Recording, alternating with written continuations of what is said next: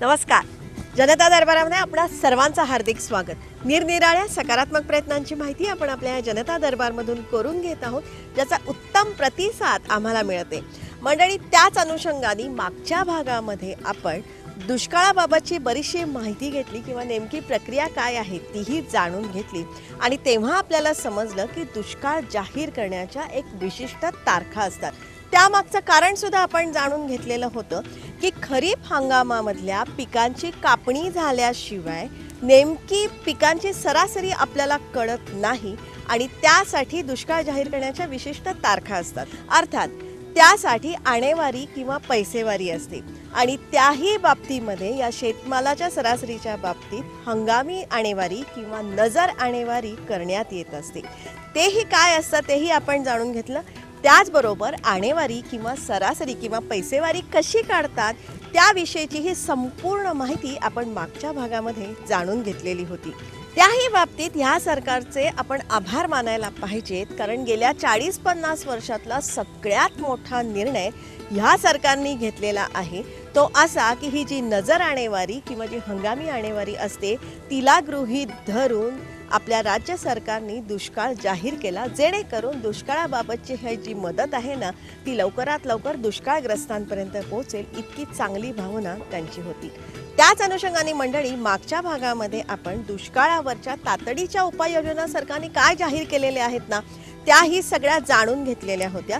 दुर्दैवाने मागच्या शनिवारी हा जो आपला भाग आहे तो रिपीट होऊ शकला नाही, कारण राष्ट्रीय वाहिनीवरून काही विशिष्ट कार्यक्रम होता, त्यामुळे आपला हा कार्यक्रम रिपीट झाला नाही. पण तो भाग तुम्ही यूट्यूबवरती नक्कीच बघू शकता आणि पुढे कधीतरी पुन्हा एकदा आपण हा भाग नक्कीच रिपीट करू आणि दुष्काळावरच्या ह्या ज्या योजना आहेत तातडीच्या उपाययोजना त्याविषयी आपण नक्कीच जाणून घेऊ. दुष्काळग्रस्तांना त्यांचे लाभ आपण मिळवून द्यायला पाहिजेत. त्यासाठी सरकार तर आहेच, पण त्याचबरोबर जनता दरबार सुद्धा आपल्याबरोबर आहे. आपल्याला काहीही शंका असतील, सूचना असतील तर तुम्ही जरूर आमच्यापर्यंत पोहोचवू शकता. हां, पण जनता दरबारमधली ही जी माहिती आहे ना ही जास्तीत जास्त लोकांपर्यंत पोहोचण्याची आवश्यकता आहे. त्यासाठीच तुमचा आमचा सर्वांचा जनता दरबार. जनता दरबारमधला आपला आजचा विषय खूप चांगला आहे, तुम्हाला सगळ्यांना आवडेल असाच आहे. तुम्हाला सगळ्यांना तो माहिती सुद्धा आहे. दुष्काळावरच्या दीर्घकालीन उपाययोजना राज्य सरकारने ज्या जाहीर केलेल्या आहेत ना त्या सगळ्या योजना आज आपण समजून घेणार आहोत. या सगळ्या योजनांचा आपण लाभ घेणार आहोत आणि त्यातूनच आपण दुष्काळाशी मुकाबला करणार आहोत. दुष्काळामुळे निराश होऊन खचून जाऊन आत्महत्येसारखे जे विचार आपल्या मनात येणार असतील ना तर ते सगळे विचार आपण पुसून टाकणार आहोत. आपण सर्वजण मिळून दुष्काळाचा मुकाबला करणार आहोत. शेवटी हे जीवन अमूल्य आहे. हे काही इतक्या लवकर संपवावं अशा स्वरूपाचे विचार येताच कामा नये. म्हणून माझं शेतकऱ्यांना आम्ही नेहमीच सरकार म्हणून आवाहन करतो, सरकार तुमच्या पाठीशी उभं आहे. इतक्या योजना आम्ही केलेल्या त्याचा अभ्यास करा.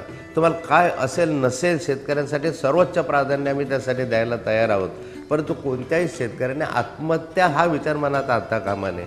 मंडळी, आपल्या सगळ्यांना माहिती आहे जेव्हा दुष्काळ जाहीर होतो त्या भागामध्ये रोजगार हमी योजना लगेचच लागू करण्यात येते. ह्या वर्षी ही लागू करण्यात आलेली आहे आणि ह्या योजनेअंतर्गत म्हणजे नरेगा योजनेअंतर्गत 1,00,000 हेक्टरवरती फळबाग लागवड करण्याचा निर्णय घेण्यात आलेला आहे आणि त्यासाठी 100% अनुदान देण्याचा निर्णय घेण्यात आलेला आहे. आता आपण नव्याने या राज्यामध्ये 1,00,000 हेक्टरवर फळबाग लागवडीचा निर्णय घेतलेला आहे आणि या फळबाग लागवडीच्या निर्णयाच्या अंतर्गत मरेगा जो केंद्र सरकारची योजना आहे त्याच्या माध्यमातून 100% अनुदान फळबाग लागवडीसाठी देण्याचा निर्णय राज्य सरकारने घेतला आहे. या 100% अनुदानामध्ये 60% अनुदान हे मजुरीवरती आणि 40% अनुदान हे साधन सामुग्रीवरती देण्यात येणार आहे आणि या फळबागांमध्ये 40 प्रकारच्या फळबागांची लागवड आपण करू शकतो हे आपण जाणून घ्या. यामध्ये रोपं तयार करणे, खोदकाम करणे, खड्डेमध्ये ते रोपं लावणे, त्याचं संरक्षण करणे, त्या संदर्भामध्ये जी जे काही व्यवस्था असतील ज्या मजुरांच्या माध्यमातून होऊ शकतील आणि त्याच्यामध्ये 60% मजुरी 40% मटेरियल अशा रेशोमध्ये बसून शेतकऱ्याला 100% अनुदानाच्या माध्यमातून हे झाडं लावण्यात आम्ही आता एक योजना घेतलेली आहे. त्यासाठी एक पूरक अशा स्वरूपात उत्पादनाचं साधन त्याच्यामध्ये होईल. आणि हे झाडं मोठं झाल्यानंतर मग त्याच्यामध्ये 40 प्रकारच्या फळबागा आपण घेतलेल्या आहेत आणि या 40 फळं त्याच्यामध्ये आहेत. शेतीला जोडधंदा म्हणून पशुधन खरेदीसाठीही भरघोस अनुदान देण्याचा निर्णय घेण्यात आलेला आहे. जे आपले आत्महत्याग्रस्त आहे या 14 जिल्ह्यांमध्ये शेतकऱ्यांना जोडधंदा मिळावा त्यासाठी त्या ठिकाणी त्यांना जे पशुधन विकत घ्यायचं आहे, गाई, म्हशी, बकऱ्या, मेंढ्या, तर अशांसाठी शेड्यूल ट्राईब, शेड्यूल कास्टचे लोक आहेत, अशांना 75% सबसिडी आणि उरलेले 25% कर्जरूपाने किंवा स्वतःच्या योगदानाने, आणि जे उर्वरित लोक आहेत अशांना 50% सबसिडीवर गाई म्हशी देण्याचाही निर्णय आता राज्य सरकारने घेतलेला आहे. हेतू याच्यामध्ये आहे की पाऊस वगैरे कमी पडला तरी त्या माध्यमातून त्या ठिकाणी जोडधंद्याच्या माध्यमातून दुग्ध व्यवसायाला काही प्रमाणामध्ये त्याला मदत झाली पाहिजे. या पशुधनासाठी हिरवा चारा लागतो, त्यासाठीच हायड्रोपोनिक यंत्रावरती भरघोस अनुदान देण्याचा निर्णय घेण्यात आलेला आहे. ते जाणून घ्या. आणि आपल्या सगळ्यांना माहिती आहे की या यंत्राद्वारे 10 दिवसामध्ये हिरवा चारा मिळतो. आणि चाऱ्याची उपलब्धी होण्यासाठी आता हायड्रोफोनिक अशा स्वरूपाचे चारा निर्मिती यंत्र आम्ही सबसिडीवर देण्याचा निर्णय घेतला आहे. त्यातनं हिरवा चारा हा 10 दिवसामध्ये 1 किलो बियाणं लावलं तर साधारण त्यातनं 10 दिवसामध्ये 5 किलो निर्माण होईल. अशा स्वरूपाचे एक नवीन तंत्रज्ञान आलेलं आहे आणि त्याला 50% सबसिडी आपण दिलेली आहे. म्हणजे दुग्ध व्यवसायाला त्याच्या माध्यमातून चालना मिळू शकेल आणि त्याला व्यवसायाला जोड त्याच्यासाठी देता येतील. तुम्ही यांत्रिक शेती करत असाल तर या यंत्रसामुग्रीवरती किंवा इतर साधन सामुग्रीवरती भरघोस अनुदान देण्याचा निर्णय राज्य सरकारने घेतलेला आहे. परंपरागत शेतीच्या ऐवजी यांत्रिकीकरणाकडे शेती वळला पाहिजे. म्हणून शेतकऱ्यांसाठी लागणारे जे काही यंत्रसामुग्री आहे, काही ठिकाणी ट्रॅक्टर्स असतील, काही ठिकाणी स्वयंचलित पेरणी यंत्र असतील, अन्य असतील, या सर्व साधनांवरही 50% अनुदान काही मर्यादेपर्यंत देण्याचा सरकारने आता निर्णय घेतलेला आहे. हा पूर्वीही निर्णय होता, परंतु त्यामध्ये आता आम्ही व्याप्ती त्याची वाढवलेली असून त्याची संख्या वाढवण्यात आलेली आहे. आपल्या राज्यामध्ये 1,37,00,000 शेतकरी खातेदार आहेत आणि या सगळ्यांचा अपघात विमा काढण्याचा निर्णय राज्य सरकारने घेतलेला आहे आणि ह्या विम्याचा हप्ता राज्य सरकार देणार आहे. 1,37,00,000 खातेदार या राज्यामध्ये आहेत शेतकरी. या 1,37,00,000 शेतकऱ्यांचा अपघात विमा काढण्याचा निर्णय राज्य सरकारने घेतलेला आहे. या अपघात विम्याचा हप्ता हा राज्य सरकार आपल्या तिजोरीतनं पैसे घेऊन देणार आहे आणि त्याला जो कोणी शेतकरी सर्पदंशाने मरण पावला, बैलगाडीहून गेला, बैलाने मारलं, रस्त्याने अपघातात गेला का अन्य झाडावरून पडून गेला, कोणत्याही कारणासाठी शेतकरी अपघातामध्ये मरण पावला किंवा कायमचं अपंगत्व आलं तर अशा शेतकऱ्याच्या परिवाराला 2 लाख रुपयाचं विम्याचं संरक्षण देण्याचा निर्णय राज्य सरकारने घेतलेला आहे. निरनिराळ्या नैसर्गिक आपत्तींमुळे मृत्यू किंवा अपंगत्व प्राप्त झालं तर पूर्वी जेवढं मानधन किंवा मदत निधी मिळायचा त्याच्यामध्ये ह्या वर्षीपासून भरघोस वाढ करण्याचा निर्णय राज्य सरकारने घेतलेला आहे. परिस्थिती अशी आहे की निसर्ग कधी साथ देतो, कधी आम्हाला दूर ढकलतो. कधी कमी पावसामुळे नुकसान झालं, कधी अधिक पावसामुळे नुकसान झालं आणि अशा स्थितीत वेगवेगळे निर्णय घ्यावे लागतात. म्हणजे अतिवृष्टीमुळे काही नुकसान झालं तर त्या ठिकाणी काही प्रमाणामध्ये असं होतं की शेतकरी विजेनं मरण पावला, वीज पडून मरण पावला, पुरात वाहून मरण पावला, काही जनावरं मरण पावले ह्याच्या माध्यमातून. तर अशा वेळेस त्या शेतकऱ्याच्या परिवाराला मदत मिळत नाही. म्हणून आम्ही असं ठरवलं, पूर्वी 1 लाख रुपयाची मदत अशी त्या परिवाराला मिळत होती. पुरामध्ये वाहून गेल्यामुळे किंवा मृत्यू झाल्यामुळे, नैसर्गिक आपत्तीमुळे, वीज पडल्यामुळे आता 1 लाखाच्या ऐवजी 4 लाख रुपये मदत देण्याचा निर्णय आम्ही घेतला. अशा स्थितीमध्ये त्याचे जनावरं हेही मूल्यवान आहे आणि अशा ठिकाणीमध्ये जर एखादा बैलजोडी अशी वाहून गेली, मरण पावली वीज पडून, तर त्याला त्या ठिकाणी एका बैलाच्या मागे 25,000 रुपये आणि एका गाढव वगैरे मध्यम याच्या संदर्भात 15,000, बकरी मेंढी वगैरे गेली तर त्या ठिकाणी त्यालाही 3,500 रुपये एका याच्यामागे मदत देण्याचा वाढीव निर्णय आम्ही घेतला, जेणेकरून शेतकरी त्याच्यामधनं उभा राहिलेला असला पाहिजे. ज्यांचे घरं पडलेले आहेत, पूर्णपणे घर जर पडलं असेल तर 1 लाखापर्यंत मदत म्हणजे 95,000पर्यंत मदत घोषित आम्ही केलेली आहे. सावकारी कर्ज ही शेतकऱ्यांची फार मोठी समस्या आहे. हे जाणून घेऊन दुष्काळी भागातल्या शेतकऱ्यांचं सारं सावकारी कर्ज राज्य सरकारने भरलेलं आहे. शेतकरी वर्षानुवर्षे कर्जाच्या खाईत गेला, वर्षानुवर्षे सावकाराच्या खाईमध्ये अडकला. त्यामुळे सावकारी पाशातनं त्याला मुक्त केलं पाहिजे म्हणून त्याने सावकाराकडनं घेतलेलं सारं कर्ज राज्य सरकारने भरून टाकलं आणि त्याला सावकारी पाशातनं आम्ही मुक्त केलं.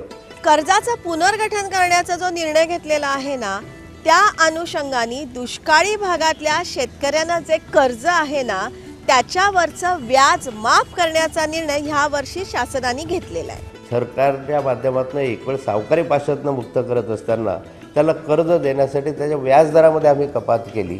त्याचं पुनर्गठन करत असताना यावर्षी दुष्काळी परिस्थितीमध्ये असलेल्या शेतकऱ्याचं 1 वर्षाचं संपूर्ण व्याज कर्जावरचं आम्ही माफ केलं आणि पुढे येणाऱ्या 4 वर्षामधलं त्याचं जे 12% व्याज आहे त्या 12% व्याजापैकी 6% व्याज हे राज्य सरकार भरेल आणि 6% व्याजाचा बोजा हा शेतकऱ्याला भरावा लागेल. एकंदरीत शेतकऱ्याला कर्जाच्या व्याजावरही मोठ्या प्रमाणावर सवलत आम्ही त्याला दिली. मंडळी, आपल्या सगळ्यांना माहिती आहे की शेतकऱ्यांना कर्ज पुरवठा जो होत असतो ना तो मोठ्या प्रमाणामध्ये जिल्हा मध्यवर्ती बँकांकडून होत असतो. पण याच्यातल्या बऱ्याचशा बँका ह्या अतिशय डबघाईला आलेल्या आहेत. म्हणजे रिझर्व्ह बँकेनं यातल्या काही जिल्हा मध्यवर्ती बँकांचं लायसन्स सुद्धा रद्द केलेलं आहे. आणि हे सगळं जाणून घेऊन राज्य सरकारनं ह्या वर्षी 1200 कोटी रुपयांचा भरणा करून काही या ज्या बँका आहेत त्या पुनरुज्जीवित करण्याचा निर्णय घेतलेला आहे, जेणेकरून शेतकऱ्यांना कर्ज पुरवठा सुरळीतपणे होऊ शकतो. शेतकऱ्याला मिळालं पाहिजे या दृष्टिकोनातनं ज्या ज्या बँकांचे लायसन्स रिझर्व्ह बँकेने रद्द केले होते या बँकांना परत लायसन्स मिळावे म्हणून सरकारच्या माध्यमातून 1200 कोटी रुपये आमच्या तिजोरीतनं आम्ही आता अलीकडे भरण्याचा निर्णय घेतला. आणि त्यामध्ये बुलढाणा असेल, वर्धा असेल, नागपूर असेल अशा बँका ज्या आहेत ज्या डबघाईस आल्या, जवळजवळ या राज्यामधल्या 18 बँका जिल्हा मध्यवर्ती बँका या अशा स्वरूपाच्या डबघाईस आलेल्या होत्या. आणि त्या बँकांना मागच्याही कालखंडात आणि ह्याही कालखंडामध्ये आम्ही मोठ्या प्रमाणावर मदत करून त्या बँका जिवंत केल्या. मागेल त्याला कर्ज मिळावं ह्यासाठी राज्य सरकारनं राष्ट्रीयकृत बँकांना त्या प्रकारचे आदेश दिलेले आहेत की 12ही महिने शेतकऱ्यांना कर्ज पुरवठा करण्यात यावा. त्याच अनुषंगाने किसान क्रेडिट कार्ड ही योजनाही मजबूत करण्याचा निर्णय राज्य सरकारने घेतलेला आहे. शेतकऱ्यांना या ठिकाणी 12 महिने कर्ज उपलब्ध झालं पाहिजे, त्याला मागेल तेव्हा कर्ज मिळालं पाहिजे. यासाठी किसान क्रेडिट कार्ड जी योजना आहे ती अधिक मजबूत केली पाहिजे. कारण त्यालाही क्रेडिट कार्डचा लाभ जसा आपण घेतो तसा त्याला किसान क्रेडिट कार्डाच्या माध्यमातून कर्ज मंजूर केल्यानंतर आवश्यकतेनुसार कर्ज काढणं, आपला पैसा काढणं आणि आवश्यकतेनुसार व्याजासहित तो जो जसं त्याचं उत्पन्न येईल तसं भरणं. तर 100 रुपयापासून तर शेवटच्या हप्त्यापर्यंत भरायची मदत त्याच्यामध्ये केलेली आहे. त्यामुळे आज शेतकऱ्याला हा आधार झाला की वेळेनुसार त्याला आता पैसा कोणतेही कागदपत्र न करता त्या ठिकाणी एक वेळ मंजूर झाल्यानंतर केव्हाही त्याला काढण्याची सवलत त्याला प्राप्त झालेली आहे. कृषी पंपांचं शेतकऱ्यांसाठी अनन्यसाधारण महत्त्व असतं, पण भारनियमनामुळे अनेकदा समस्या निर्माण होतात. याच्यावरती उपाय म्हणून ह्या वर्षी 1 लाख शेतकऱ्यांना सौरशक्तीवर किंवा सोलरवर चालणारे कृषी पंप देण्याचा निर्णय सरकारने घेतलेला आहे आणि त्यासाठी भरघोस सबसिडी देण्यात येणार आहे. जे अलीकडे कृषी पंप आहेत, मोठ्या प्रमाणावर लोडशेडिंगचा प्रॉब्लेम येतो अशा ठिकाणी ज्या ठिकाणी आत्महत्याग्रस्त आहेत, दुष्काळग्रस्त भाग आहे अशा ठिकाणी सौरशक्तीवर चालणारे पंप हे आम्ही देण्याचा निर्णय घेतला आणि जवळपास या राज्यामध्ये 1 लाख शेतकऱ्यांना 1 लाख सौरशक्तीवर चालणारे पंप आम्ही देणार आहोत. आणि त्यामध्ये सबसिडीच्या रूपाने पंप त्याला मिळतील.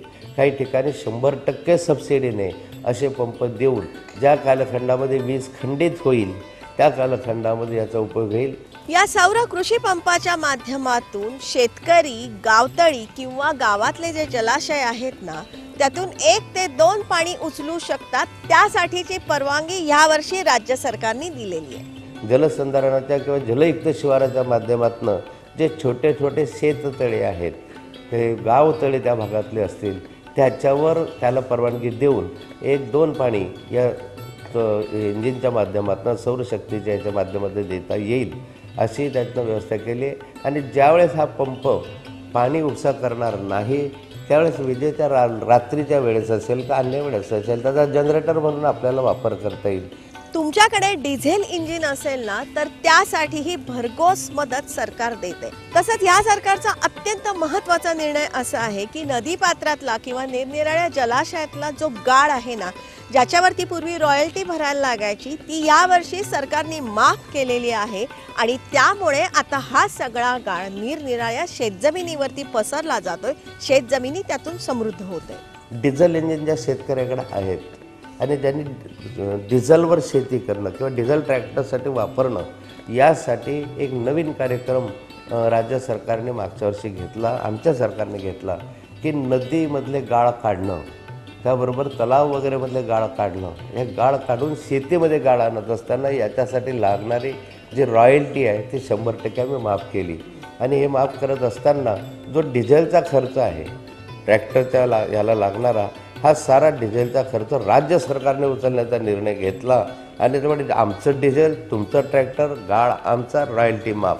उपलब्ध पाण्याचा सुयोग्य वापर व्हावा त्यासाठी ठिबक सिंचनासाठी भरघोस मदत देण्याचा निर्णय घेण्यात आलेला आहे. ठिबक सिंचनाच्या व्यवस्था अधिक मजबूत झाल्या पाहिजे आणि त्यासाठी ठिबक सिंचनाच्या 3 वर्ष झाले या राज्यामध्ये पैसा दिला गेला नव्हता. अनुदानाचा पैसा तो 100% ठिबक सिंचनाचं अनुदान आम्ही आता शेतकऱ्यांना दिलेलं आहे. आणि यावर्षी ठिबक सिंचनाच्या लाभार्थींमध्ये वाढ केलेली आहे. आणि ठिबक सिंचनाचं या अनुदानासहित ठिबक सिंचनाचा वापर अधिक झाला पाहिजे. पाण्याचा कमीत कमी वापर करून उत्पादनावर जोर दिला पाहिजे, यासाठी आम्ही प्रयत्न केला. फळबागांबरोबरच फुलशेती असेल किंवा भाजीपाला लागवडीसाठी शेडनेटवरती भरघोस अनुदान देण्याचा निर्णय यावर्षी शासनाने घेतलेला आहे. जसं फळबागांसाठी योजना केल्या त्याबरोबरीला या राज्यामधली फुलशेती वाढली पाहिजे. या राज्यामधले भाजीपाला वगैरेचं उत्तम दर्जाचं उत्पादन झालं पाहिजे म्हणून ग्रीन हाऊसेस आहेत, शेडनेट आहेत, त्यासाठीच्या ज्या व्यवस्था आहेत त्याही 50% अनुदानावर देण्याचा सरकारने निर्णय घेतला आणि तो लागू केला. तेव्हा आता मोठ्या प्रमाणात गारपिटीनं शेतकऱ्यांची हानी झाली आणि गारपिटीवर हानी होत असताना फार नुकसान झालं द्राक्षाचं किंवा अन्य बागांचं. याच्यापासून वाचलं पाहिजे म्हणून नव्यानं जे आता अत्याधुनिक अशा शेडनेटची योजना आलेली आहे. म्हणजे जे अशा स्वरूपाचं एक शेड आम्हाला उभं करतात ते की गारपिटीपासून हानी त्या पिकांना होत नाही, हेही शेडनेट अनुदानावर देण्याच्या संदर्भातला राज्य सरकारने आता निर्णय घेतला. मंडळी, पशुधनाचा जर का आपण विचार केला ना तर गेल्या 10 वर्षामध्ये पशुगणनेचा अहवाल अत्यंत चिंताजनक आहे. या अहवालामध्ये पशुगणनेमध्ये 28% कमतरता उद्भवलेली आहे. आज आमच्यासमोर असा प्रश्न आहे की गोधन वाढलं पाहिजे आणि यामध्ये आमच्याकडे जो 10 वर्षातला पशुगणनेचा अहवाल अधिकृतपणे प्राप्त झालेला आहे. त्या पशुगणनेचा अहवालात चिंताजनक आहे. यामध्ये 10 वर्षामध्ये पशूंची संख्या 28% कमी झालेली आहे. आणि एवढी संख्या कमी होणं हे मला वाटतं की पुढच्या किंवा आपल्या सर्वायवलच्या ज्याला म्हणतो की पर्यावरणाच्या दृष्टीनं हे योग्य नाही आहे. आणि अशी संख्या कमी राहिली तर उद्याच्या कालखंडामध्ये पशु कसा असतो, बैल कसा, गाय कशी, वासरं कसे शिकवावं लागेल अशी आजची स्थिती आहे. आणि या दृष्टिकोनातनं हा एक हेतू घेऊनच गोवंश हत्याबंदीचा जो कायदा केला त्याच्यामागचं हेही एक कारण आहे की ज्याच्यामध्ये पशुसंख्या कमी. आज 28% पशुगणनेनुसार जर संख्या कमी होत असेल तर पुढच्या कालखंडामध्ये ही संख्या वाढली पाहिजे. आणि यामध्ये सुदृढ अद्ययावत अशा स्वरूपाच्या गायी आपल्याकडे आल्या पाहिजे. आपल्या ज्या गायी आहेत त्याचं संवर्धन झालं पाहिजे. या दृष्टिकोनातनं एक वेगळा कार्यक्रम ऑस्ट्रेलियन सरकारच्या, नेदरलँड सरकारच्या आणि जर्मन सरकारच्या माध्यमातून आम्ही आता घेतो आहोत.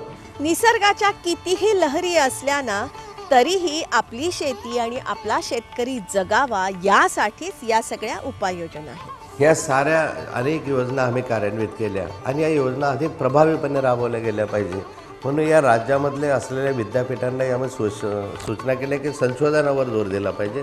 त्या माध्यमातून संशोधन जनतेपर्यंत पोहोचलं पाहिजे. बियाणे महामंडळ आमचं जे आहे त्या महामंडळाच्या माध्यमातून आम्ही बियाणं तयार करत असतो. उत्कृष्ट बियाणं तयार करून ते बियाणं कोणतं उत्कृष्ट, कोणतं निकृष्ट, कोणत्या ह्याच्यामध्ये जर्मिनेशन जास्त राहणार, उगवण शक्ती जास्त आहे, ह्याचे प्रबोधन आणि प्रचार करण्याच्या संदर्भात अधिक जोर दिला गेलेला आहे. बियाणं स्वस्त मिळालं पाहिजे शेतकऱ्याला, असाही आमचा प्रयत्न आहे.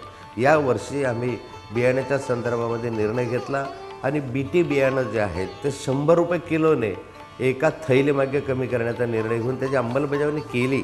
यामध्ये जवळपास शेतकऱ्यांचा 153 कोटी रुपयाचा फायदा झाला. पुढच्याही कालखंडामधले असे निर्णय घेऊ.